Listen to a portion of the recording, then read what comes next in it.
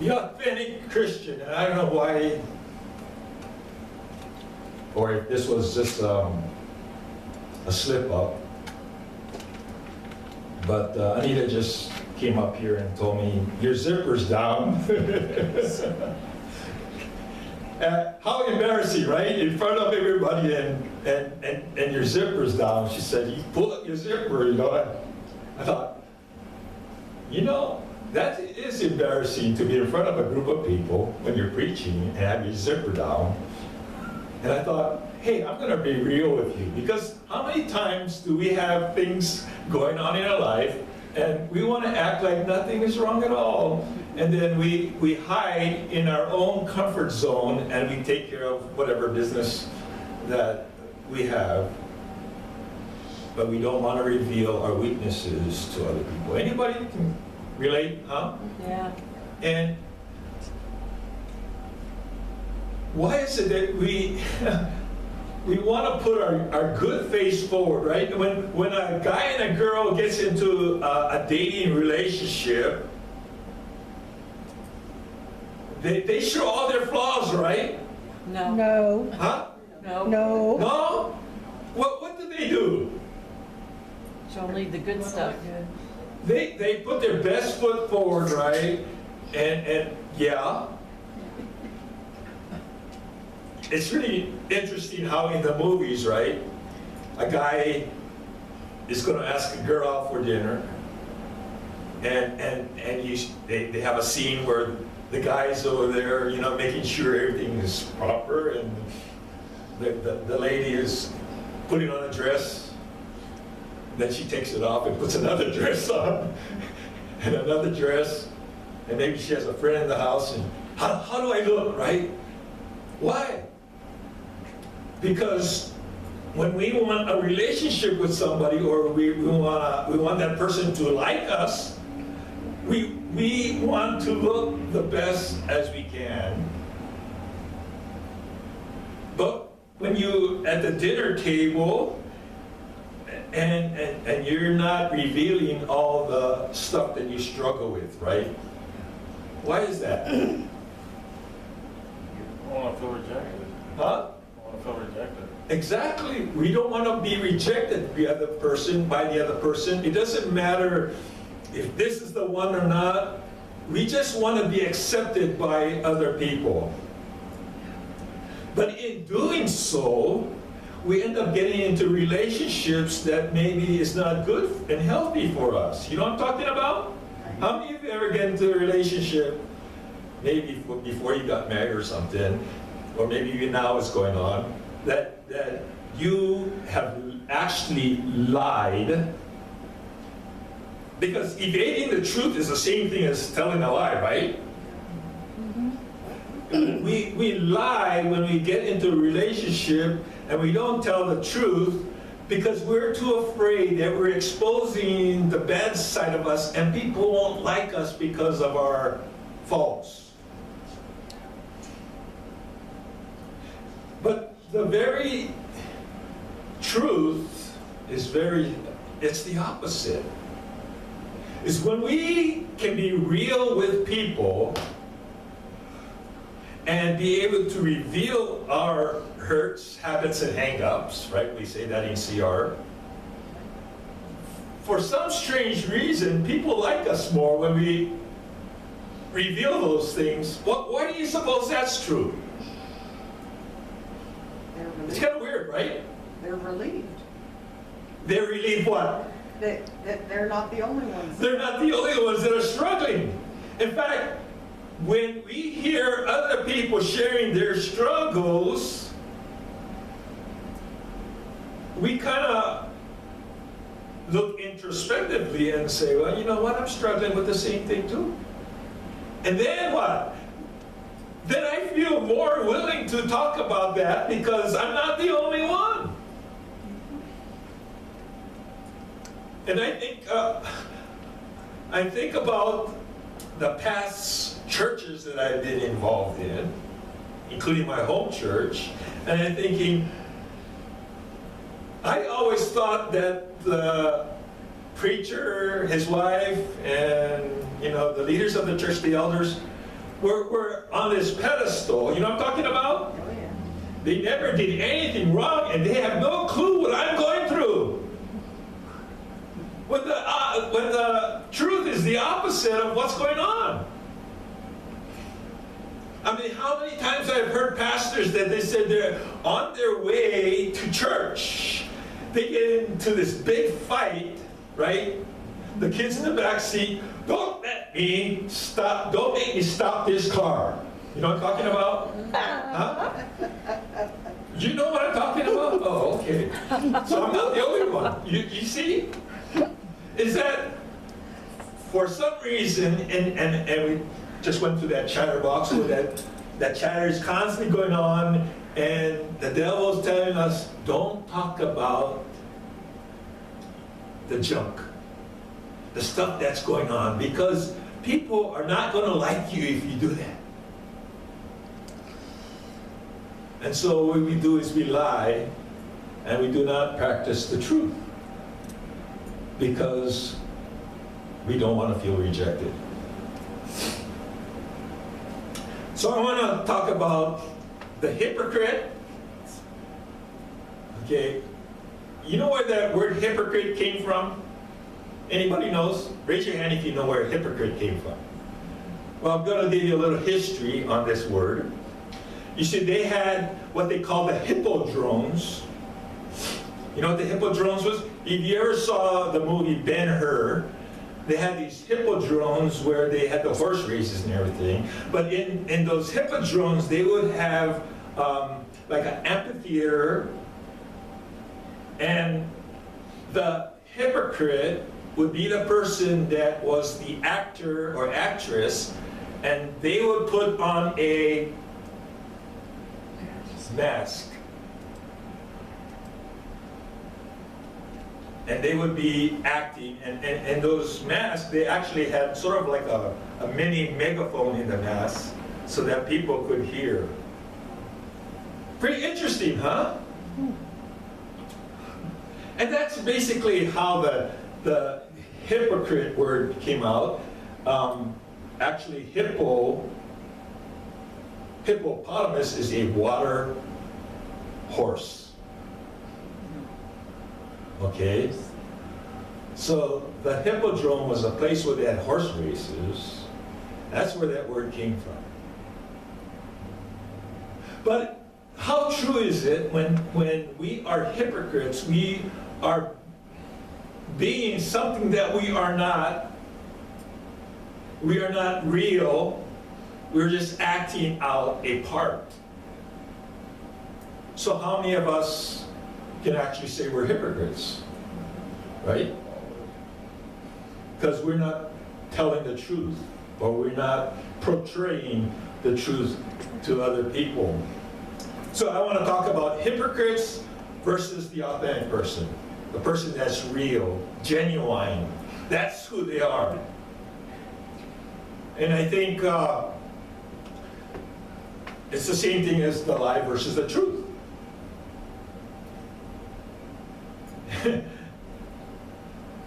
And when I think about my life in growing up,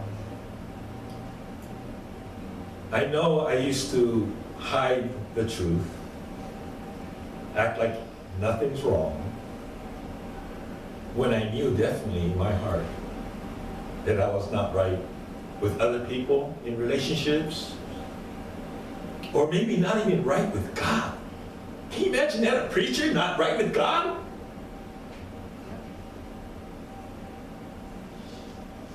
Well, maybe it's because we have envisioned the authentic Christian as something that was a perfect person. Now, how many perfect persons ever lived on the face of this earth? One. And they killed him. Maybe that's why we don't want to be the perfect telling the truth person, because we don't want to get killed. We don't want to be ridiculed by other people. But that's what Jesus did, is he lived the truthful life and they killed him. I don't know if you know of this guy named Ray Stedman. He wrote a book a long time ago. When I was going to Bible college, he was from Peninsula Bible Church, which is in the Bay Area, so not too far from San Jose where I was going to school. He wrote in his book, The Authentic Christian, he says, the authentic Christian life is essentially and radically different from the natural life lived by a man or a woman. Outwardly, it can be very much the same, but inwardly, the basis of living is dramatically different. Christ is a part of every wholesome action, the corrector of every wrong deed or thought, the giver of joy, and the healer of hurt. No longer merely on the edges of life, Christ is the center of everything. Life revolves around him. As a consequence, life comes into proper focus. Despite outward trials, a deep peace possesses the heart. Strength grips the spirit, and kindness and joy radiates abroad. This is real living. So let me ask you, how do you spend your time? How much time do each and every one of us have in a day? 24 hours. Anybody have more hours than me? How many of you have ever said, I don't have enough time? Huh? I have. You know, people that are successful, do they ever say, I don't have enough time? They don't make excuses. They have the same time as everybody else. And when I think about just this past week, I was mowing the yard, and this older gentleman drives up in this van and he stops, and then he looks at me and he goes, oh, I thought you were younger. He says, I'm looking for someone that'd be willing to work. I mean, I want to pay him, but I'm looking for somebody who will help me. And I don't know what it was, but he says, I drove by the basketball court thinking that these young people would want some work. And he says, I can't find anybody to help me out. I guess I'll go on open mic.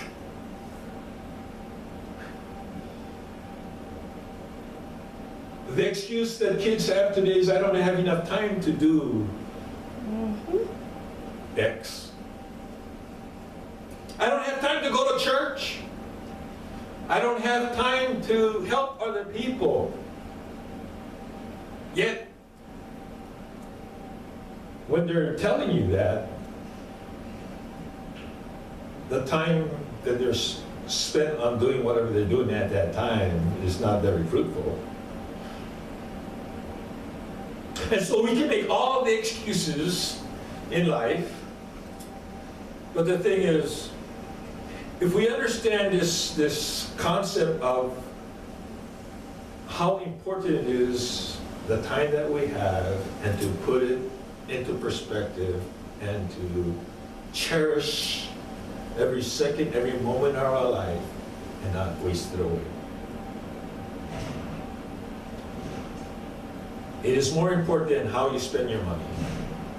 But it does reflect how we spend our time, on how much and what do we do with the funds that we are given by God. Because everything comes from Him anyways, right? And if we realize that money is something that is talked about in the scriptures a lot, but maybe we had a wrong concept of our finances. Because I know there's a lot of people that struggle with money. I remember back when Anita was working at the Social Security office making $60,000 a year, and we were always struggling, not having enough money, right? And I don't know how it works, but I know that God somehow, you can call it a miracle if you want. If we just bank on Proverbs the 3rd chapter 6, right? What does it say? Trust in the Lord with some of your heart. All. Trust in the Lord with all your heart, and lean not on your own understanding, but in all your ways acknowledge Him, and He shall direct your paths.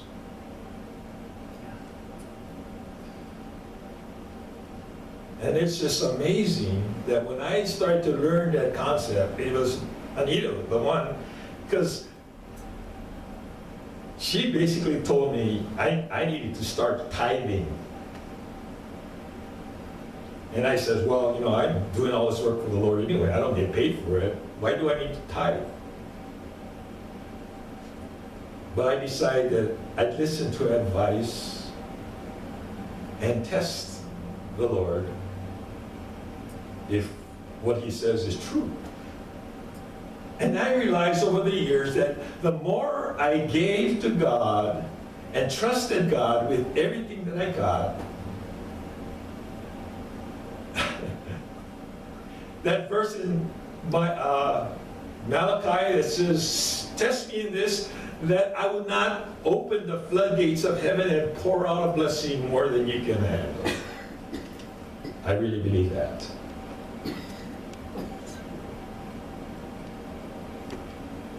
What's going on? I think you pushed the button. Am I pressing the button? Oh.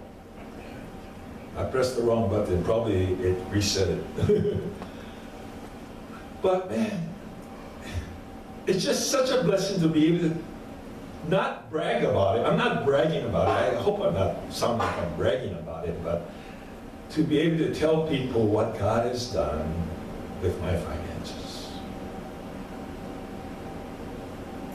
And I think it's because of what God has done for me in my life that I have the desire to share that with each and every one of you. And basically, God has called each and every one of you to be an authentic Christian, to live out the life that He has called you to live.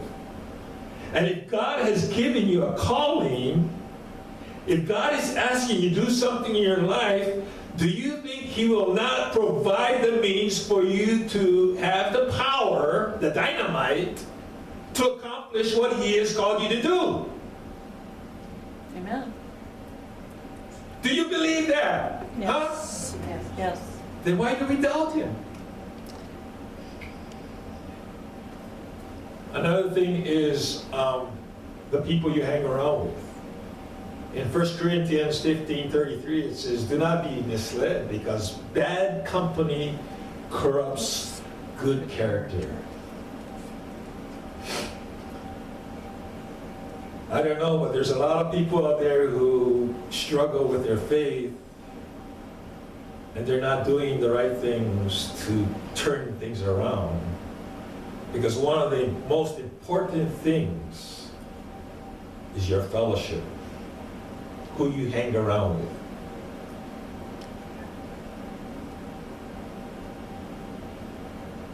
And some people don't even hang around with anybody, thinking that if I stay away from everybody, then I'll be okay.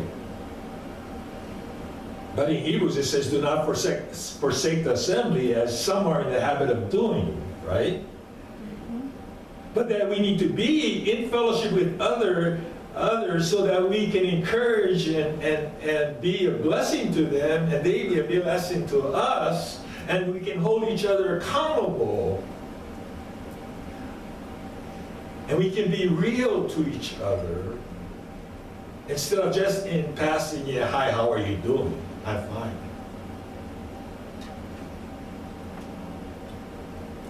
In Romans 12, the Apostle Paul says, you know, do not be like everybody else. Do not be conformed to the ways of this world. And